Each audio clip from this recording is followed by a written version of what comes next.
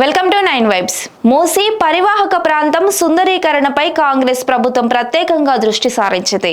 స్వయంగా ముఖ్యమంత్రి రేవంత్ రెడ్డితో పాటు పురపాలక శాఖ ప్రిన్సిపల్ సెక్రటరీ, హెచ్ఎండిఏ కమిషనర్ దానా Kishore, HMDA joint metropolitan commissioner Amrapali, CMO అధికారులు దేశ విదేశాల్లోని నదీ తీర ప్రాంతాల్లో చేపట్టిన అభివృద్ధి ప్రాజెక్టులను స్వయంగా పరిశీలించి అధ్యయనం చేశారు.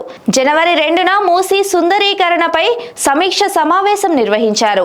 ఈ సమావేశంలోనే 3 నెలల్లోగా మూసీ సుందరీకరణ ప్రాజెక్టు పనులు ప్రారంభించేందుకు చర్యలు చేపట్టాలని సూచించారు.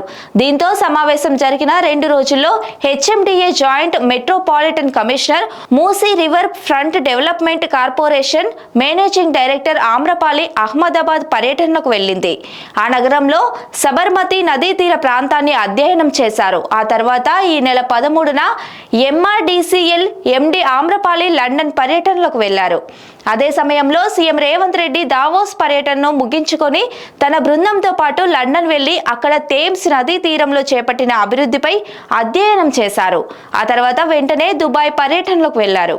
ఇలా 20 రోజుల్లో 3 కీలకమైన నదీ తీర ప్రాంతాల అభివృద్ధి ప్రాజెక్టులను సీఎంతో పాటు ఉన్నతాధికారుల బృందం అధ్యయనం చేసి వచ్చింది. Stay tune to 9 vibes.